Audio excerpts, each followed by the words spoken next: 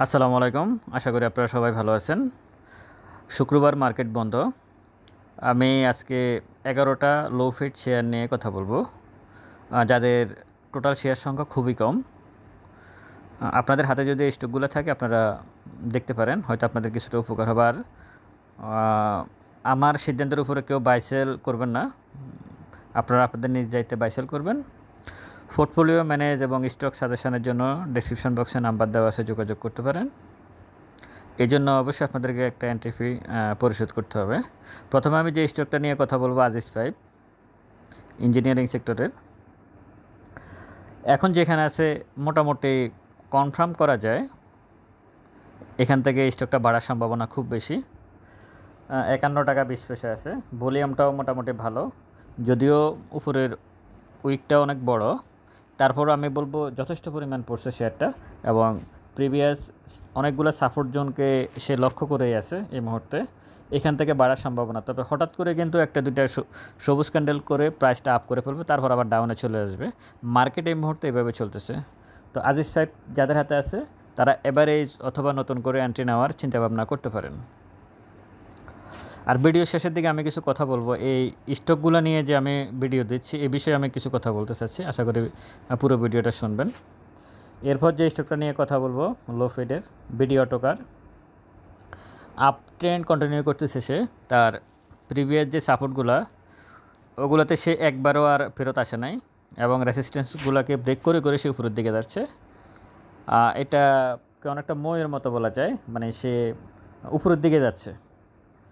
এবং সর্বশেষ ওয়ার্কিং ডেজে যে ভলিউমটা করছে, নিচে যে ভলিউমটা লাল একটা ক্যান্ডেল, খুব কম ভলিউম করছে। আশা করি এখান থেকে ভালো কিছু করবে বিডি অটোকার। যাদের হাতে স্টকটা আছে তারা এতদিন এই স্টকটাতে নাই, এখানে ভালোই ট্রেড করে চলে গেছে। যারা আছে নতুন করে হয়তো ট্রেডিংয়ের প্ল্যান করতে পারেন অনেকে। বেঙ্গল উইন্ডোসার এরপরে যে স্টকটা নিয়ে কথা বলবো, ভলিউম এবং উপরের যে ক্যান্ডেল সাপোর্ট জোন তিনটা খুবই ভালো পজিশানে আছে। নতুন করে এন্ট্রি এভারেজ সমস্ত কিছু করা যেতে পারে এই স্টকটাতে। নিচের যে সর্বশেষ যে ক্যান্ডেলটা করলো, নিচে উইকটা অনেক বড়, যদিও লাল ক্যান্ডেল, কিন্তু এখানে এই ধরনের ক্যান্ডেল থেকে সাধারণত স্টক বলেন আর ইন্ডেক্স বলেন বাড়ে। যেমন প্রিভিয়াস তার এই ধরনের ক্যান্ডেল থেকে কিন্তু সে কিন্তু উপরে গেছে, এবং সেরকমই একটা ক্যান্ডেল করছে বেঙ্গল উইন্ডোসার। ভলিউমটাও কমে গেছে, তার মানে বড় বিনিয়োগকারী যারা এই শেয়ারটাকে নিয়ে প্লে করে তারা সেল দিতে চাচ্ছে না, সো এখান থেকে বাড়ার সম্ভাবনা বেশি।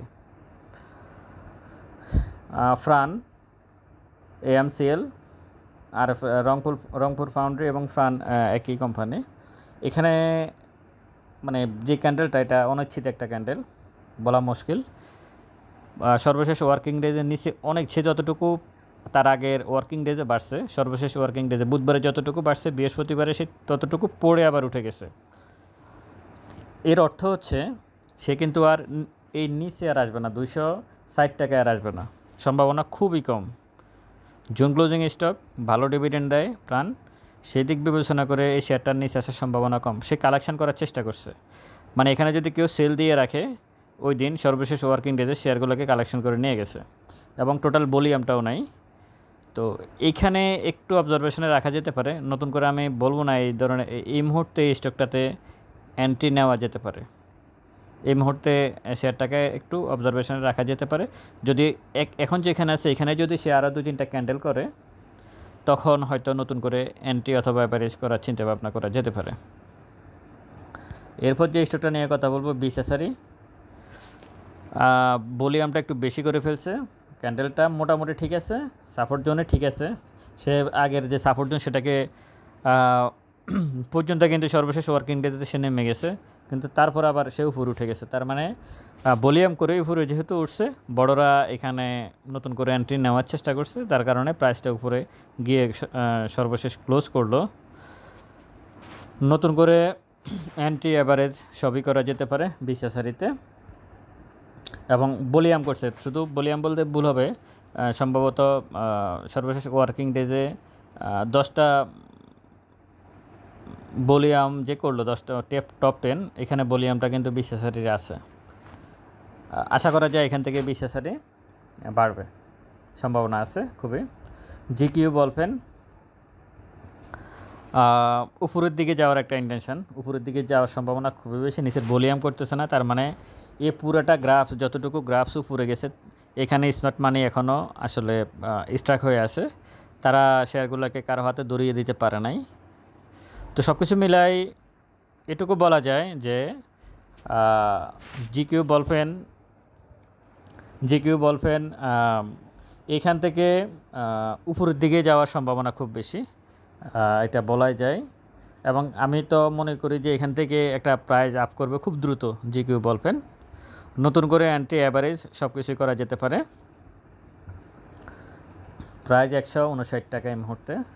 খান ব্রাদার্স অনেক আলোচিত সমালোচিত একটা স্টক, ডাউন ট্রেন্ড মনে হচ্ছে আমার কাছে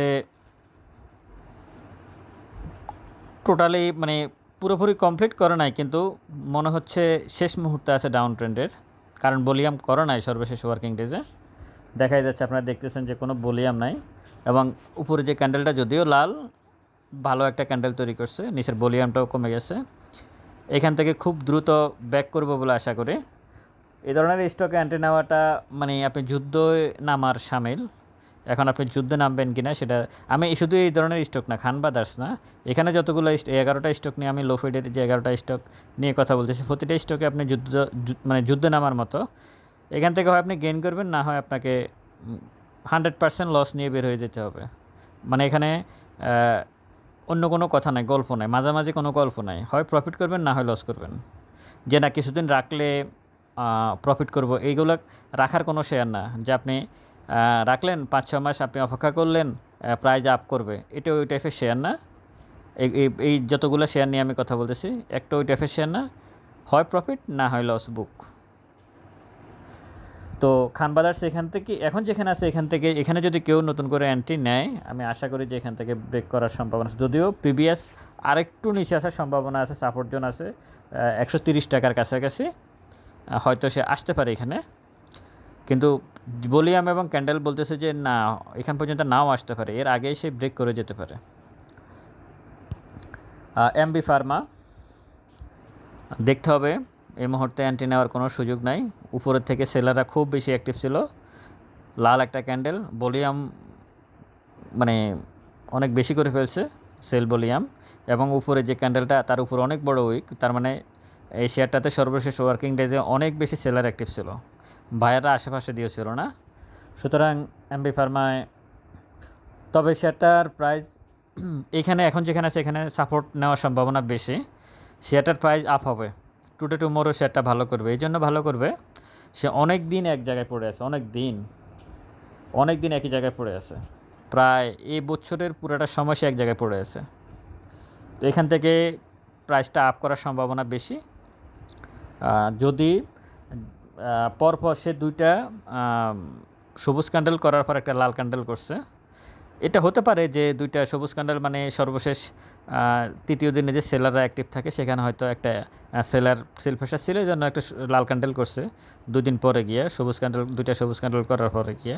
কিন্তু এখান থেকে সে ব্রেকডাউন করে উপরে যাওয়ার সম্ভাবনা বেশি। এই স্টকটাতে যারা প্রফিটে আছেন তারা প্রফিট টেক করতে পারেন। নতুন করে যদি কেউ এন্ট্রি নিতে চান, তাহলে ওনাকে আরও 2-3টা ক্যান্ডেল দেখতে হবে কী আচরণ করে। লিব্রা ইনফিউশন এন্ট্রি অ্যাভারেজ সবই করা যেতে পারে, নতুন করে যদি যারা এন্ট্রি নেবেন তারা একটু দেখে শুনে এন্ট্রি নিতে হবে। অ্যাভারেজ যারা করবেন তারা করতে পারেন, এখান থেকে নিচে আসার সম্ভাবনা খুবই কম, যদি আসেও সেটা হয়তো 1-2-3 টাকা হয়তো নিচে আসতে পারে, এর বেশি নিচে আসার সম্ভাবনা, আগের যে সাপোর্ট জোনটা আছে এখানে সে আসতে পারে, এর বাহিরে আসলে নিচে আসার সম্ভাবনা নাই। ভলিউমটা যদিও উপরে লাল ক্যান্ডেল, নিচে কিন্তু ভলিউমটা সবুজ, তার মানে বায়াররা অ্যাক্টিভ ছিল স্টকটাতে, দিন শেষে হয়তো সেলাররা অ্যাক্টিভ থাকার কারণে একটা লাল ক্যান্ডেল করছে উপরে, কিন্তু নিচের ভলিউমটা সবুজ। 1 মিনিট চার্ট অনুযায়ী অবশ্যই বাইরে অ্যাক্টিভ ছিল লিব্রা ইনফিউশনে সর্বশেষ ওয়ার্কিং ডেজে। ওয়াটার কেমিক্যাল অস্বাভাবিক ভলিউম করছে, নিচে আসার সম্ভাবনা খুব বেশি, এবং সম্ভাবনা খুবই বেশি। আগামী দিনে, আগামী রবিবার যদি সে আজকে যে ভলিউম বৃহস্পতিবার যে ভলিউম করছে, যদি সে ওই ভলিউমের ভিতর যদি না থাকতে পারে, তাহলে কিন্তু সে ব্রেক করে নিচে চলে আসবে, কোনো সন্দেহ নাই। এই ধরনের স্টকে কখনো এন্ট্রি নেবেন না।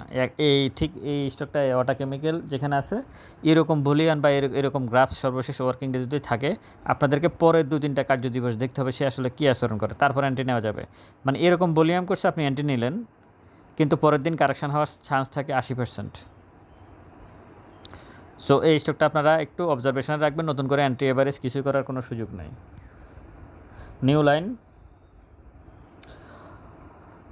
নিউ লাইনে একটু আমি কথা বলবো, সেটা হচ্ছে এখন যেখানে আছে এখান থেকে সে উপরে যাওয়ার অনেক পড়ছে, এখান থেকে উপরে যাওয়ার সম্ভাবনা আছে।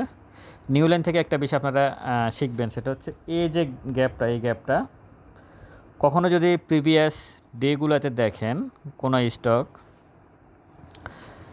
এরকম গ্যাপ করে উপরে উঠছে, মাঝখানে খালি জায়গা, তার মানে ওই দিন সে কাউকে শেয়ার কিনতে দেয় নাই, সে সকালে হল্টেড হয়ে গেছে, এর অর্থ হচ্ছে এটা। যদি সে এই স্টকটা যেহেতু পড়তেছিল, এই যে গ্যাপটা, এই গ্যাপটাতে যদি সে সাপোর্ট নেয়, উপরের যে অংশটা আছে সেখানে যদি সাপোর্ট নেয় তাহলে তো নিল, বেশিরভাগ ক্ষেত্রে নিচে চলে আসে। যদি কখনও এই ধরনের স্টক আপনার হাতে থাকা স্টকে যদি দেখেন প্রিভিয়াস এরকম গ্যাপ থাকে, তাহলে গ্যাপটা ফিল আপ করার জন্য আপনি অপেক্ষা করবেন। মোটামুটি এটুকু নিশ্চিত করে বলা যায় যে এই ধরনের স্টক প্রিভিয়াস এরকম গ্যাপ থাকলে এই গ্যাপটা পূরণ করে সে নিচে চলে আসে, তারপরে গিয়ে আপনি অ্যান্টি অ্যাভারেজ করতে পারেন। এখন নিউ লাইন এই গ্যাপটা পূরণ করে ফেলছে, সেই গ্যাপ পূরণ করে নিচে চলে আসছে, আগের যে গ্যাপটা ছিল সেই গ্যাপটা পূরণ করে নিউ লাইন নিচে চলে আসছে, এখন অ্যান্টি অ্যাভারেজ করা যায়। নিউ লাইনের ব্যাপারে এটুকু বলা যায় যে নিউ লাইনের উৎপাদন বন্ধ ডিএসসি তদন্ত করছে, এই কারণে মূলত নিচে চলে আসছে, প্রাইসটা অনেক বেশি নিচে চলে আসছে। তার আসলে কারখানা বন্ধ, উৎপাদন বন্ধ, তারপরে 2-3টা নেগেটিভ নিউজ আছে, যার কারণে নিউ লাইনটা নিচে চলে আসছে। আর কোনো স্টক আছে কি না, এটুকুই। এই 11টা স্টক নিয়ে আমি আপনাদেরকে ভিডিও দিলাম, প্রতিটা স্টকে লো ফেডের, আপনারা এই 11টা স্টক দেখতে পারেন। প্রত্যেকটা স্টকে আসলে ট্রেডিং পারপাসে, এখানে কোনো ইনভেস্টমেন্টের কোনো স্টক এখানে নাই।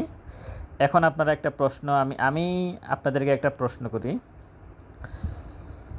আমি প্রশ্নটা এটা করব, ভালো দেখে একটা এখানটার সবচেয়ে ভালো কোন সাপোর্ট জোনটা কোনটার আছে,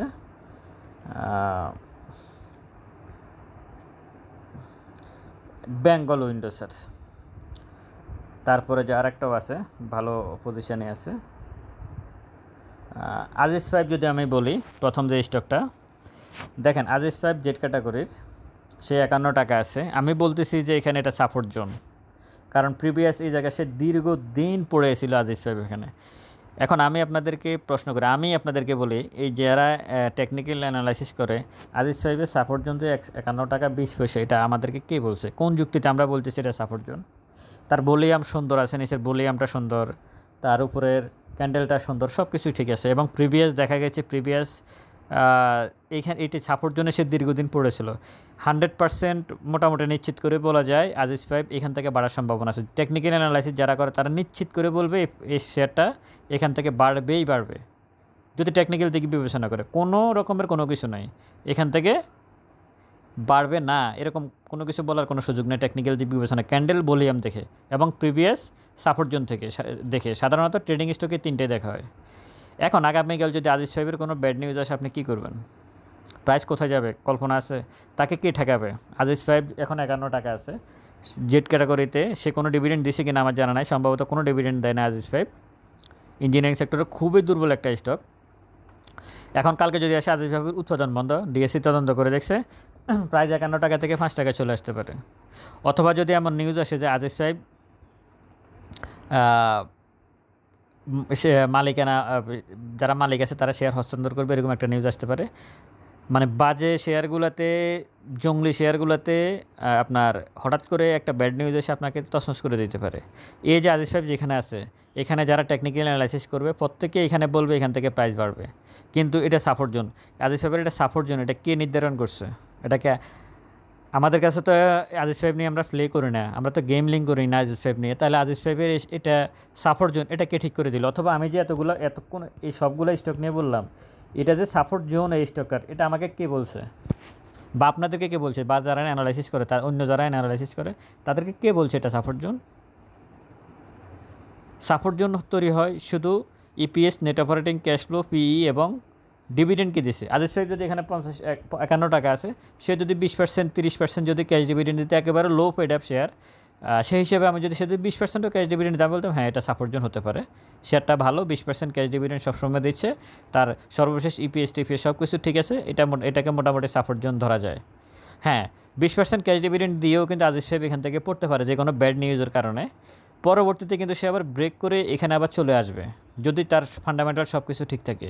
কিন্তু আজিজ সাহেব এখন যে কন্ডিশন আছে তার ফান্ডামেন্টাল সমস্ত দিক, কোনো কারণে যদি সে একটা ব্যাড নিউজের মানে কবজায় পড়ে, আপনি নিঃশেষ হয়ে যাবেন। এই কারণেই বারবার বলি ভালো স্টকের সাথে থাকেন। ভালো স্টকের সাথে থাকলে হবে কি, আপনি দীর্ঘদিন পড়ে থাকলেও ওই স্টকটা নিয়ে এক সময় না এক সময় আপনি বের হতে পারবেন। আর খারাপ স্টকের সাথে থাকলে, খারাপ শেয়ারের সাথে থাকলে একবার যদি প্রাইস কমে, আপনি জীবনেও ওই প্রাইস আর পাবেন না। আপনি যেখানে একটা আজিজ সাহেবের শেয়ার সংখ্যা খুব কম, একেবারে লো ফেড, এখানে যদি আপনি 500 স্টক কিনেন, আপনি কিন্তু গেমলারের টার্গেটে থাকবেন।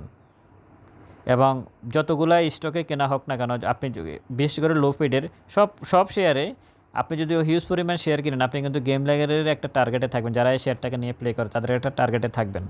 সুতরাং এগুলো মনের আনন্দে, মানে মনের মতো করে আমরা বলি যে আজিজ সাহেবের এখানে সাপোর্ট জোন দেখেন না, প্রিভিয়াস অনেক দিন সে যেই জায়গায় সে বসে রয়েছে কতদিন পর্যন্ত, এখন সে ওই জায়গায় আসছে, সুন্দর মতো সব কিছু আছে, তার সমস্ত কিছু ঠিক আছে, এখান থেকে দাম বাড়ার সম্ভাবনা আছে। কিন্তু এটাই সাপোর্ট জোন, এটা বলা মুশকিল, কারণ এটা হচ্ছে আমি মনে করতেছি, কিন্তু যারা এই গেমলার এই আজিজ সাহেব আছে তারা এটা মনে করতেছে না, তারা যদি শেয়ারটাকে নিচে চলে আসে তখন কি করবেন। এই কারণে আমি গতকালকে একটা ভিডিও দিয়েছিলাম, পুঁজিবাজারে কীভাবে 20 থেকে 30% প্রফিট করে বছর আপনারা টিকে থাকবেন। আপনারা ওই ভিডিওটা দেখে নেবেন, তাহলে আপনারা ক্লিয়ার হয়ে যাবেন যে আসলে কীভাবে মার্কেটে টিকে থাকতে হবে। এই যতগুলো স্টক নিয়ে আমি কথা বলছি, এগুলো সবগুলো লো ফেড এবং ফান্ডামেন্টাল ব্যাকগ্রাউন্ড খুবই দুর্বল, জাস্ট ট্রেডিং পারপাসে কথা বললাম। আপনারা কেউ আমার কথার উপর ভিত্তি করে কোনো স্টকে এন্ট্রি নেবেন না, বাই সেল করবেন না, আপনারা নিজে যাইতে করবেন, এটার জন্য আমি অথবা আমার চ্যানেল দায়ী নয়। স্টক সাজেশন এবং পোর্টফোলিও ম্যানেজ করার জন্য ডেসক্রিপশন বক্সে নাম্বার দেওয়া আছে, যোগাযোগ করতে পারেন। ভালো থাকবেন সবাই, ভিডিওটা অবশ্যই শেয়ার করবেন। আসসালামু আলাইকুম।